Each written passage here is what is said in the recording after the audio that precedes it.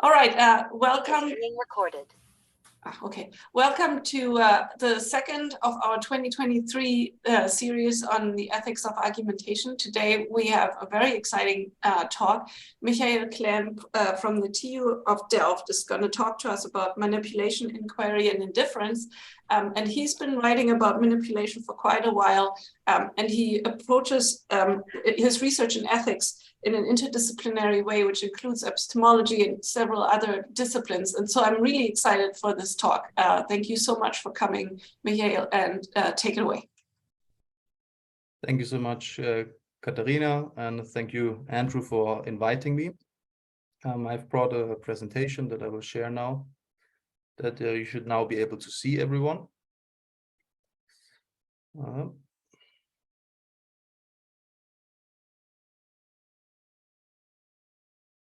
Just a second. Okay, so I'm excited to be here with you and to hear your feedback on my ideas about manipulation. So I start always with this. I'm at the TU Delft, but I'm part of a very large, in fact, I think one of the largest philosophy research programs ever. That's the Ethics of Socially Disruptive Technologies program. And it's funded by the Dutch research organization with close to 30 million euro. And it runs from 2020, when I was hired, to 2029, and includes all sorts of ethical considerations about what they call disruptive technologies. And I kind of latch on to fit into that program because I'm really interested in manipulation. And manipulation, I think, got recently more and more attention from academics and researchers, I think primarily because of technological developments. And I will just share one of these cases that got me interested in manipulation and that excite many other people and lead to frequent claims that something like this is manipulation. So this is the emotional contagion study. One of my collaborators, Jeff Hancock at Stanford, was part of the study, and roughly the study went like this. They teamed up with Facebook researchers and then changed the news feeds of some users and kind of increased the extent of negative stories or negative content in the news feed of some users, and then for other users they downplayed the negative content that had negative emotional valence and increased the content that users saw with positive emotional valence. And then the real experiment was the analysis of the valence of the emotional valence of the subsequent posts of these users that were affected and by that experimental treatment. And what they found is they found evidence for what they called emotional contagion. So those users who saw more negative story in their newsfeed subsequently published more negative content themselves compared to before they saw that negative stuff. And those that saw the positive content also posted more positive content themselves after seeing that manipulated newsfeed. Now, manipulation in that sense, of course, is in the first instance a technical term that scientists use to describe how they interfere in an experiment. But this is not really the sense of manipulation that I'm interested in. I'm interested in then what other people made of that story. It caused a big outcry because apparently the users were not asked for their consent, like in a proper research study. And there were claims and questions and outcries about whether this really constitutes an experiment in, quote, mass manipulation at scale. And here, of course, the term manipulation is used in the sense that I'm interested in this normatively, morally charged sense. And of course, it kind of signifies that there's something bad that is happening. Now, I don't really take a stand. I don't really know whether the study was ethical or not. As for my background, I'm also a meta-ethicist and came to this from meta-ethics. I don't have very firm normative ethical views. So I'm not out to say, okay, this technology is bad because it is manipulation, or this kind of behavior needs to be avoided. I was more interested in, well, Okay, everyone calls this manipulation, but why? What makes this stuff manipulation, or what doesn't make it manipulation? Now, so the general story is that new technologies, so Facebook is one. Recently, you had ChatGPT is all over the news. People write about the potential for manipulation. So that kind of, I think, descriptively explains why more and more people care about it right now. And first, I want to address why care about the concept. And I've been asked this question in several funding applications, where somebody says, well, if you're really worried about that Facebook study, why not write about the ethics of that Facebook study? Kind of, the whole deal from A to Z, all ethical aspects.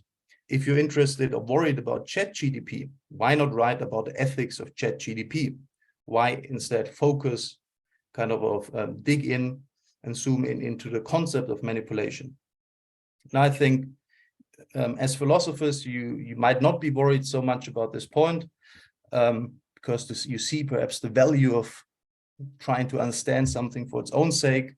But just to say this up front, I believe that there's at least the possibility that we use the same concept of manipulation in talking about all these different, seemingly very different cases.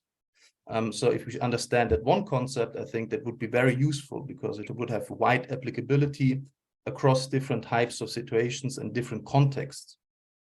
The second point is that it would allow us to reliably distinguish or tell whether a given type of influence, that's perhaps an important point. I think that manipulation is a form of influence.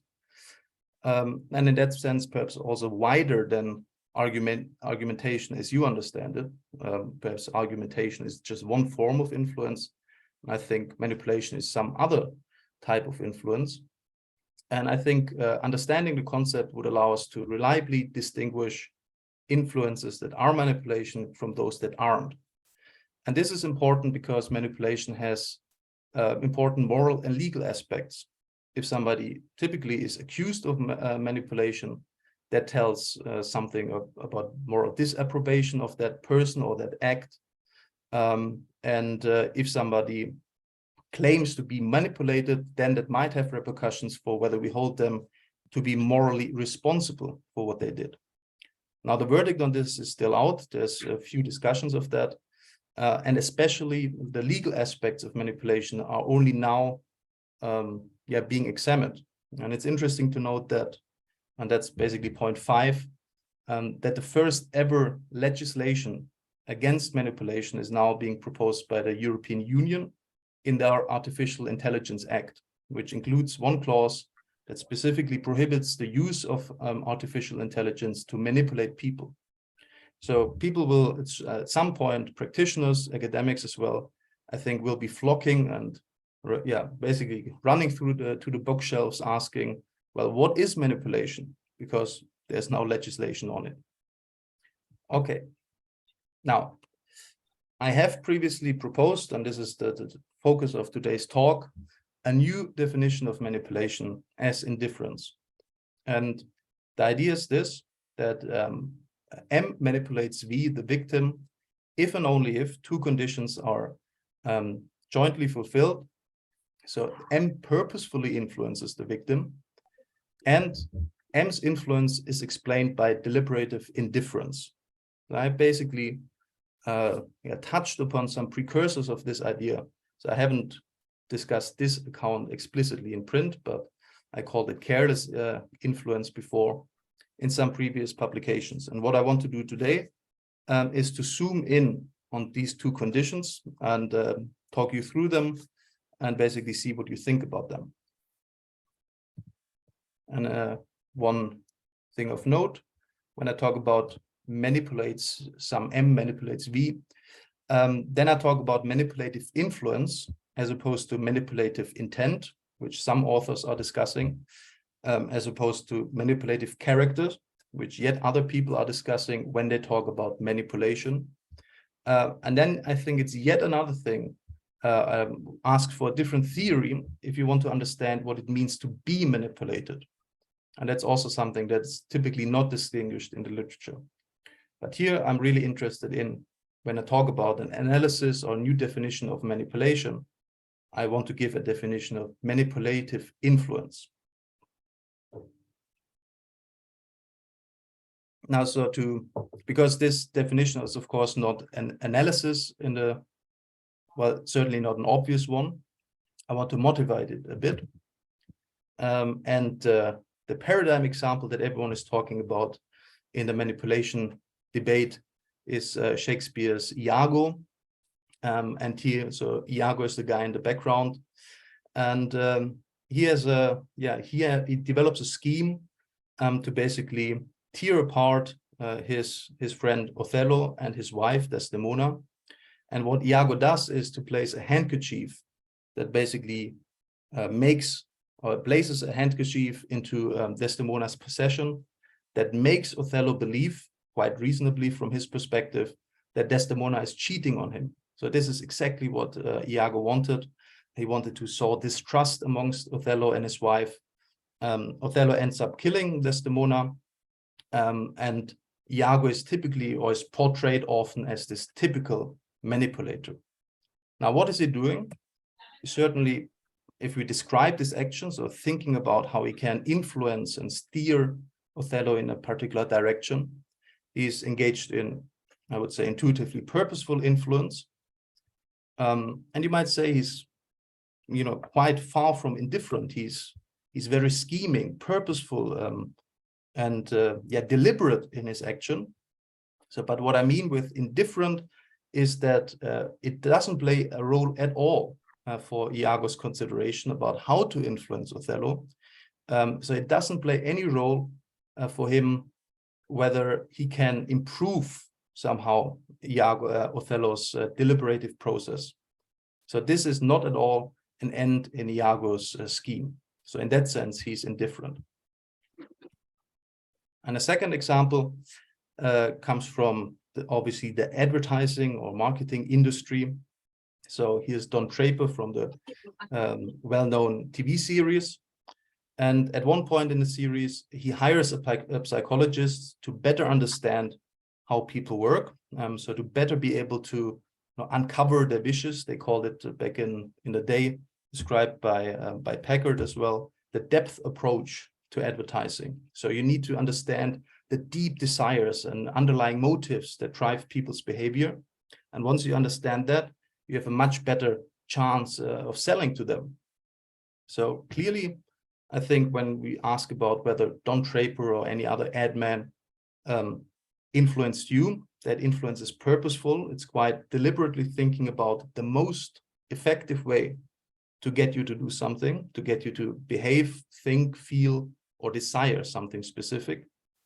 At the same time, it's obviously completely indifferent to the quality of your deliberation. So the aim of that influence is not to support you in however defined deliberative project. And the final example comes from nudging. So there's an important debate. One of the debates that I think also motivates interest in manipulation is about the ethics of nudging. And some people question whether nudging is a form of manipulation and therefore morally problematic. So Noggle, for example, suggests that at least some nudges are manipulation. And nudging example is interesting because whereas with the first two examples, the outcome of the manipulative influence is certainly bad for the victim to their disadvantage, you might argue, at least that's the idea behind nudging, that the nudged person is better off in the end. So how can that still be manipulation? I think it satisfies these two criteria because it's purposeful. There's the whole nudging industry is, of course, very serious scientific endeavor to understand how we can steer and influence people's decisions and behavior. While at the same time, in that particular decision, so to arrange the choice architecture in a particular way or make them influence the appreciation of the choice architecture of the subject in a particular way, that is not geared towards enhancing their deliberation. So, and if that is the case, then I think it makes sense. And if my account can explain why they would qualify as manipulation. And then whether it's ethically objectionable is yet another matter. Okay, so these are 3 examples that I hope somehow illustrate the account, these 2 conditions. And now I want to discuss them in more detail. And I should say from the beginning that I was asking myself when I prepared the talk, whether I could basically do without the first condition, whether I'm really analyzing something like a manipulative aspect of whatever we are analyzing. And in that case, I'm just analyzing what it means for an influence to be manipulative. Well, in a sense, this is what I set out to do.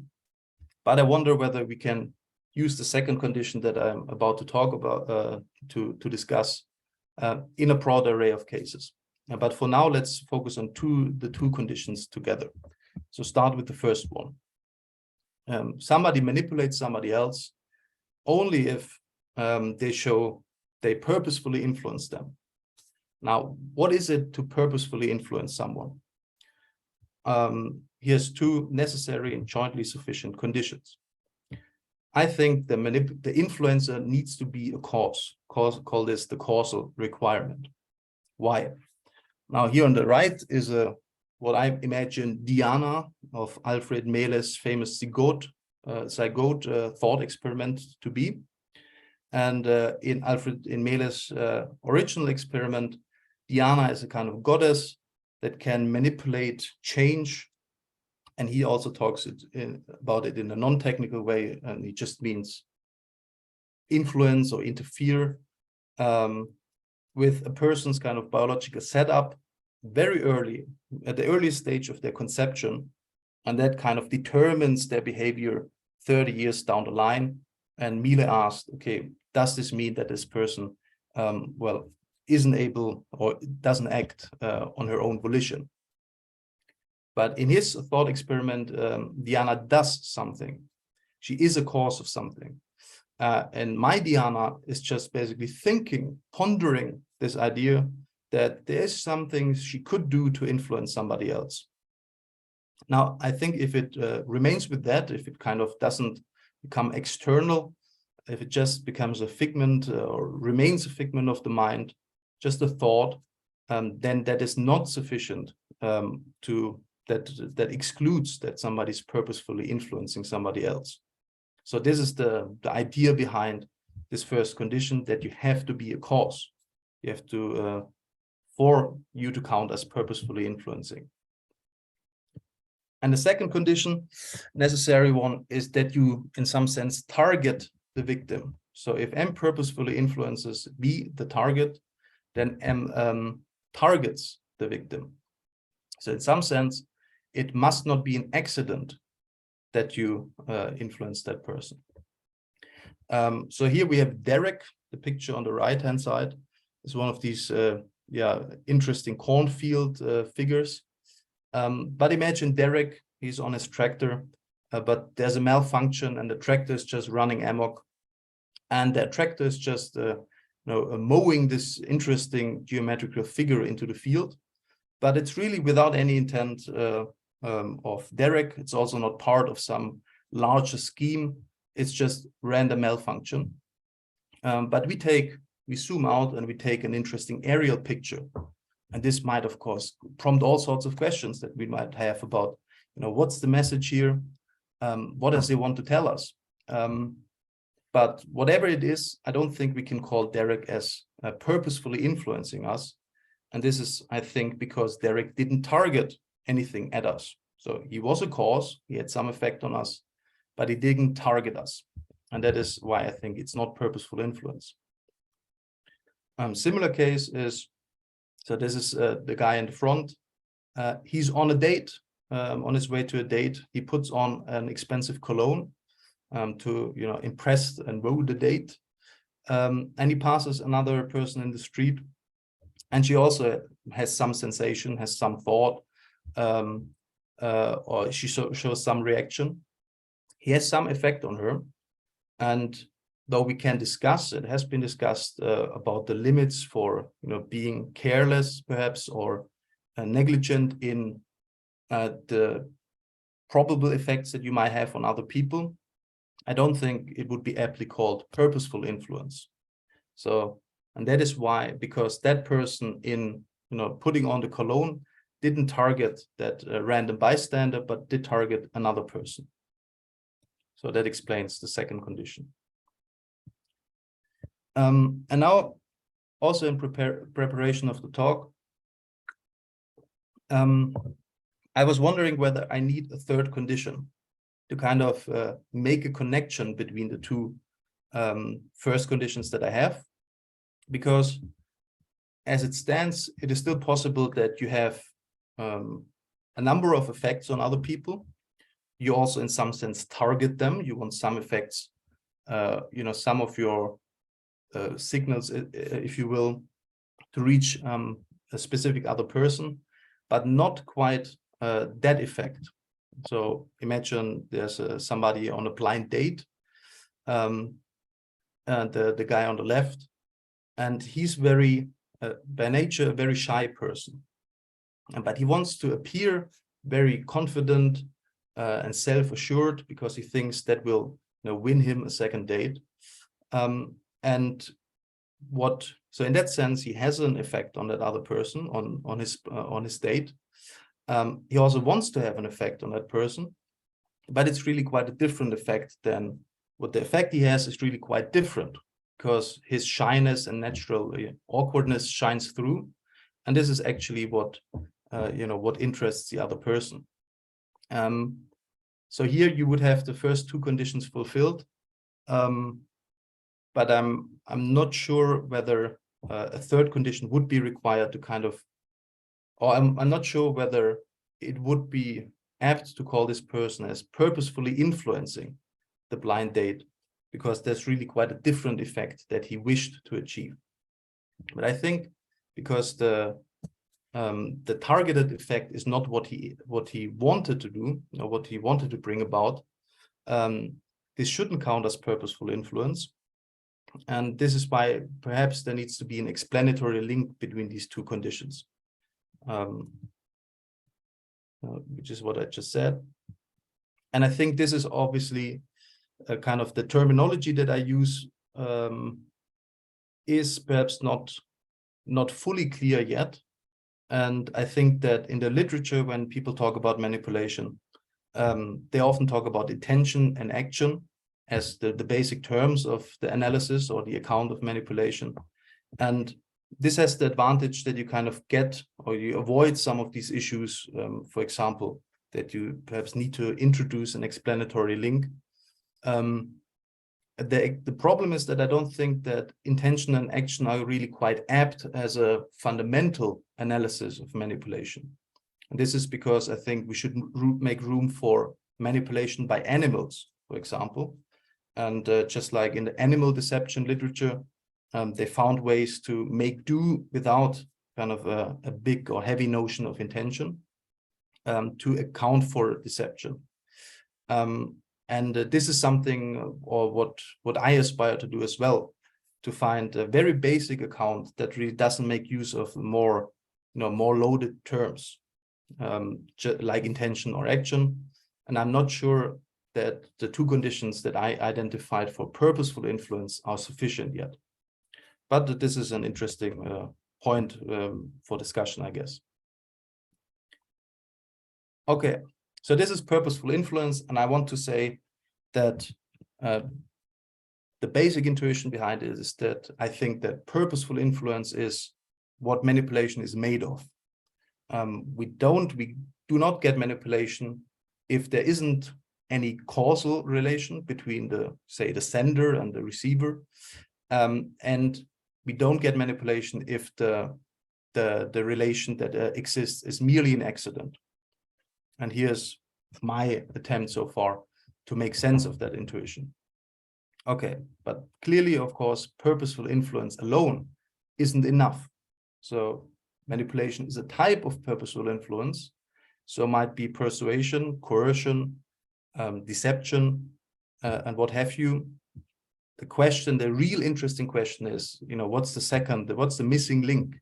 What makes purposeful influence then manipulation? And I think to illustrate my ideas about indifference, it's nice to discuss some important and very helpful previous proposals, because basically I engineered or thought about the account as a reaction to the perceived shortcomings of these accounts. So, and the first important previous proposal is what you find throughout the literature on manipulation, that manipulation is some kind of the bypassing of the victim's rational capacities. Sometimes it's framed intentionally or just as the attempt to bypass somebody's rational capacities. And that view is very plausible, given many of the paradigm cases of manipulation that people are concerned about. For example, think about subliminal influence, and there was a big rage about subliminal advertising in the 60s. And that in some sense is influence that completely bypasses, doesn't even reach executive awareness of the victim. And that clearly seems like manipulation.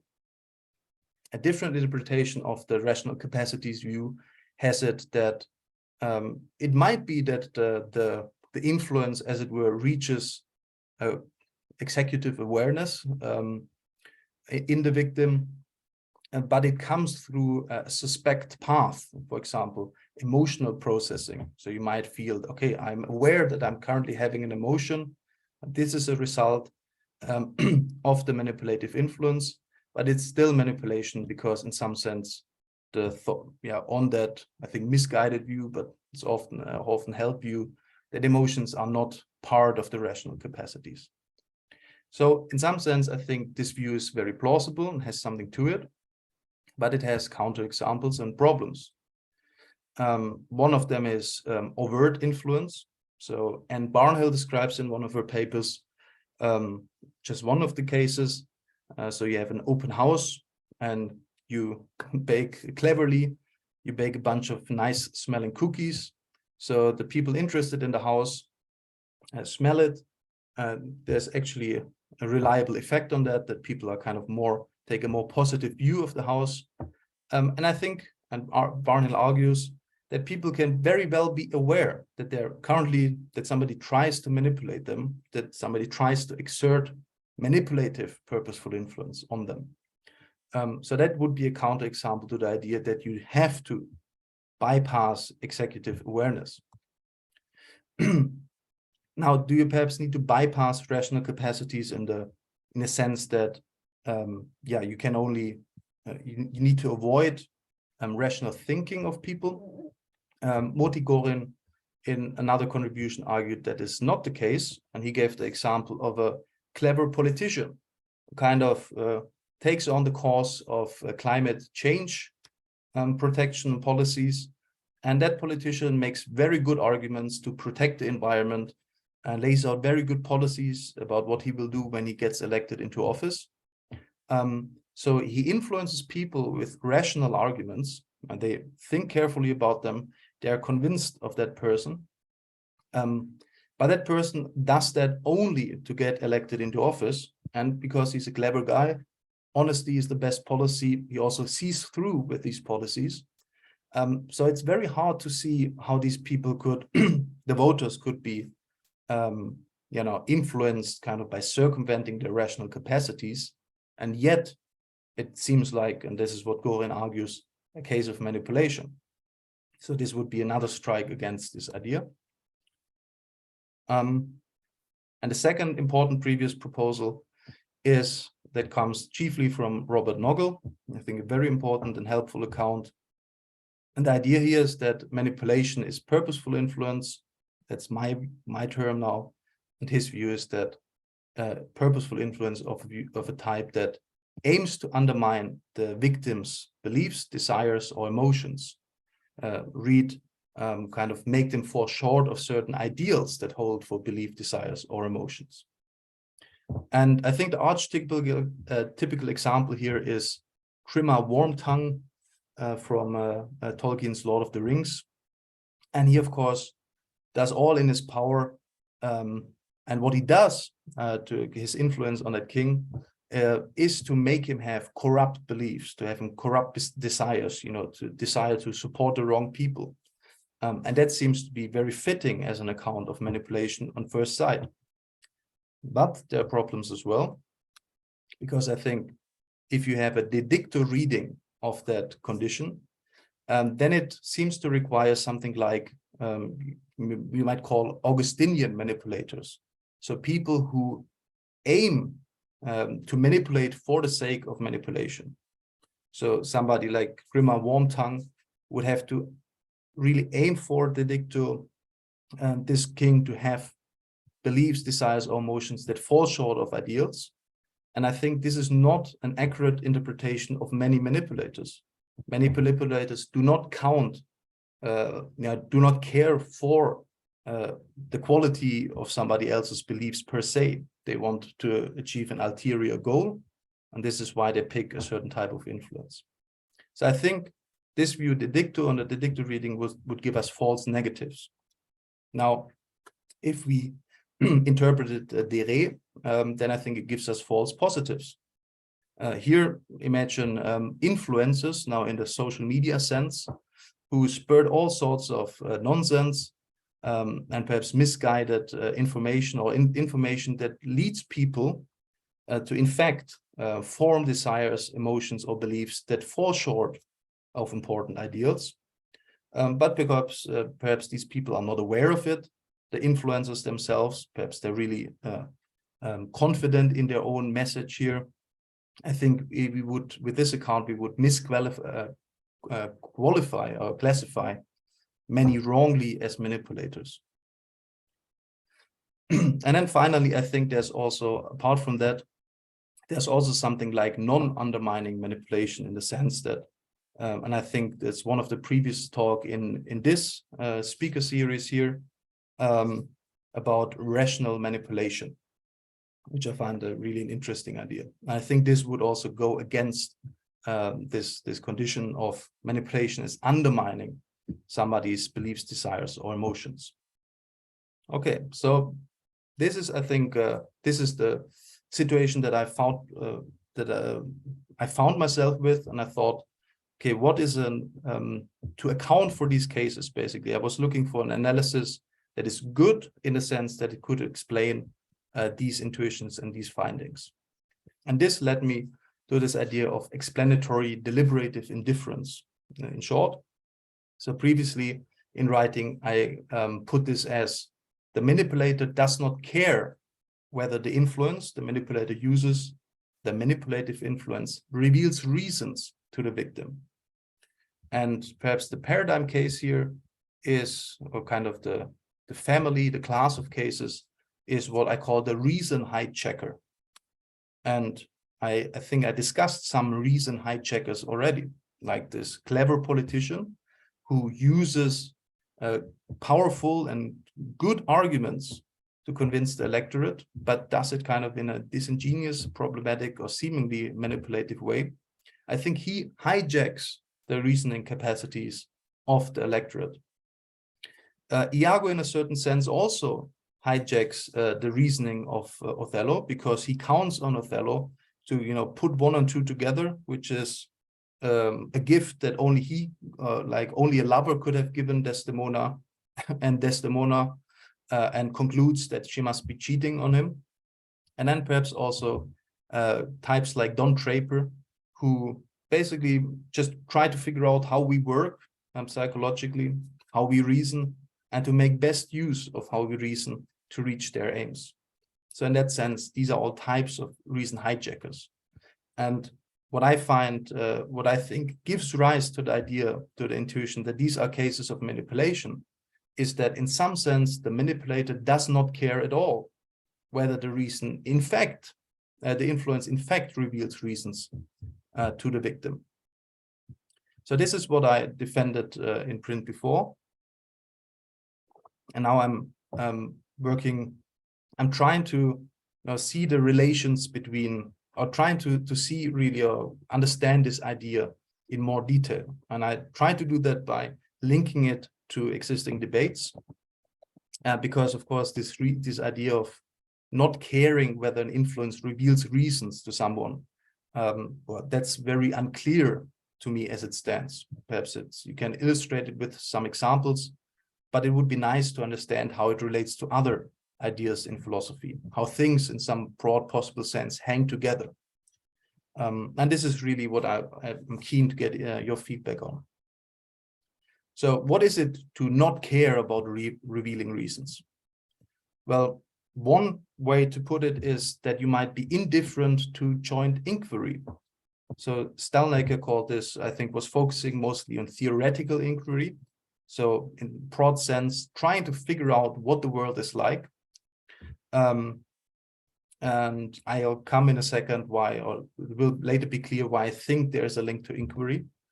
I think we definitely will need to, or from my meta-ethical perspective, we can also easily extend inquiry to not only restrict it to theoretical questions, but also to practical questions. What ought we to do?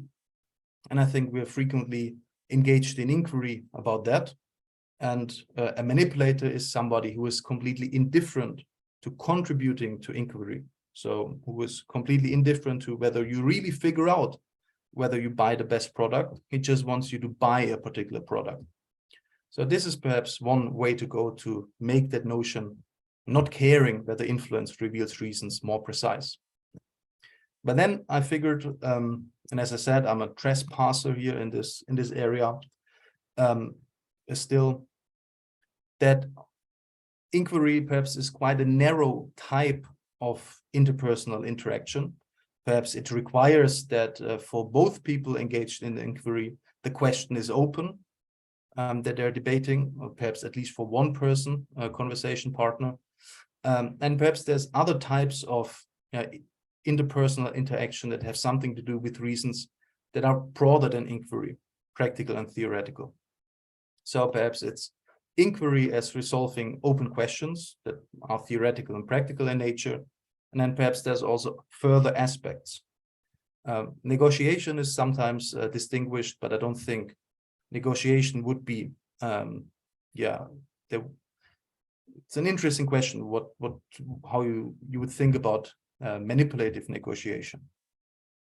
Okay, so, but that's the idea, to try to make sense of this deliberative indifference by linking it to existing terms of substance. Now here's my attempt. So influence is explained by deliberative indifference if and only if supporting the victim's deliberative success is not the best proximate explanation. And I'm using here the proximate ultimate distinction, but I don't really mean the evolutionary versus more contemporary actual psychological explanation. But I think it's I want to hint at some kind of temporal difference.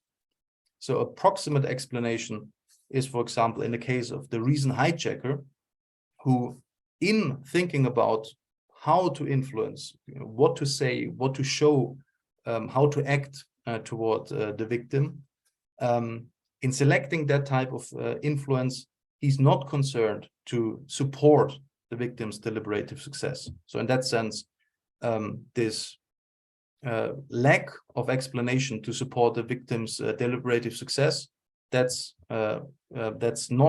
feature in the proximate explanation of the manipulator's action. We can also explain another important case that many people think we should be able to explain about manipulation, and that is peer pressure.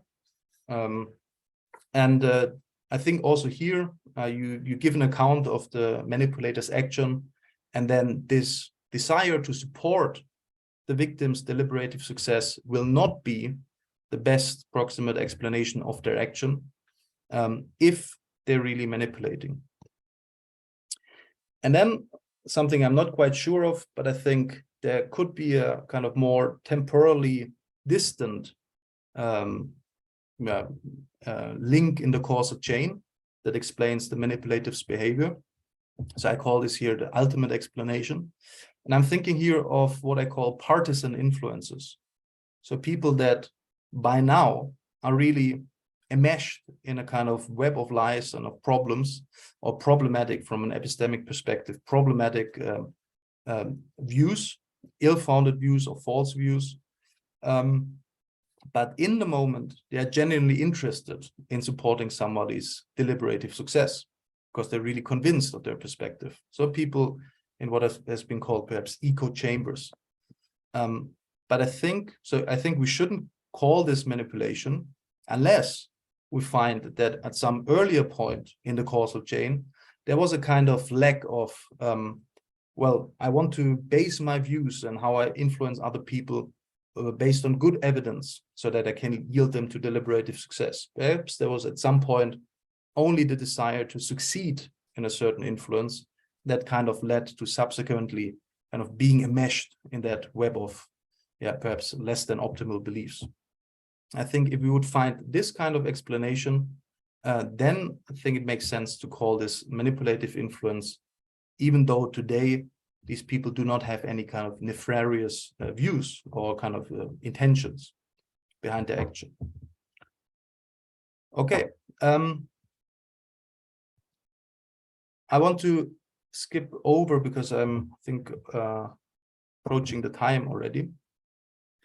So I think what I hope with this analysis that it achieves is that it gives us reliable and also comprehensive criteria, so that cover all cases of manipulation.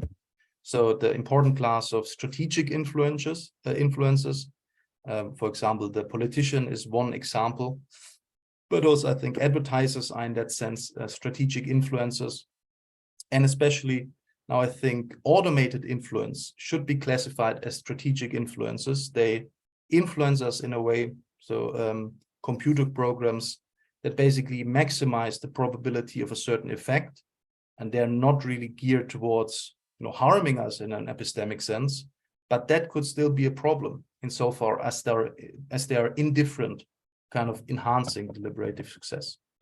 Explains the class of pressure manipulation and of partisan influences. The little Trump boy was one example in the last slide. Yes, and then the final thing that I think it's interesting to discuss is that I think this analysis lays new fruitful connections theoretically with other areas of philosophy, because right now the manipulation debate is very much just focused on just also like I did, trading and exchanging different cases and intuitions about cases, and it's not really theoretically very well founded. But I think this kind of analysis that I propose would show us an interesting analogy with Frankfurtian bullshit. And in that debate, in analysis of lies and deception, I think it has been a very important step to see, well, first, beyond, or to see something, an interesting phenomenon that is between a concern for truth, speaking truthfully, and lying, in a sense, concern for the opposite of truth. And to see that the kind of an indifferent attitude reveals an interesting phenomenon.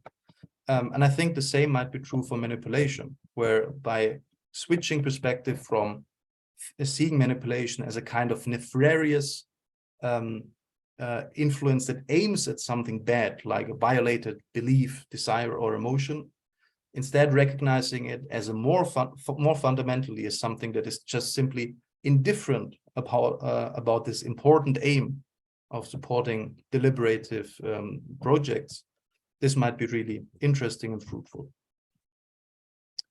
And then the last thing, because we discussed ethics, and this will be very short, that I think there might be interesting implications for evaluation, because I think we can call manipulation a type of epistemic irresponsibility. So instead of thinking about how you can best support a deliberative project of somebody else, you basically neglect, or you're indifferent about that aspect, and that might be an irresponsibility. And that's not a moral evaluation yet. It is perhaps an epistemic evaluation. And I think it might turn into a moral evaluation depending, so a kind of wrongful negligence. Of course, that already implies that we have to ask about something like a duty to deliberative care. So in what kind of situations is it my duty? Do I have a responsibility to influence others to the best of my ability, so to best support their deliberative, or what I now call deliberative success? And I think that would be an interesting link to draw, because then we can also distinguish the wrong of manipulation depending on different personal and situational differences. So I have a small baby, for example, right now, and there's certainly much less of a duty to deliberative care, because the baby simply doesn't understand. My baby doesn't care about the reasons I perhaps could lay out for doing something. But as the child grows, I think there will be more and more responsibility on my end to try to support deliberative success for my child. So that's the idea behind this. Okay, so wrapping up, manipulation appears to be more and more of a pressing concern.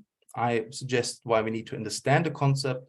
So far, I also suggested we have no reliable and comprehensive criteria, which is pretty much consensus in the literature. And I propose to understand, building on previous publications, to understand manipulation as purposeful but deliberately indifferent influence. And that has fruitful implications for evaluation, I think. Finally, advertising in own cause. So the book, The Philosophy of Online Manipulation, was recently published, open access, which contains some of these ideas and discusses manipulation in various different contexts. And a very reliable critic, really critic of acclaim, says this is really one of the greatest books ever for people with very large brains. So go check it out. Thank you very much for your attention.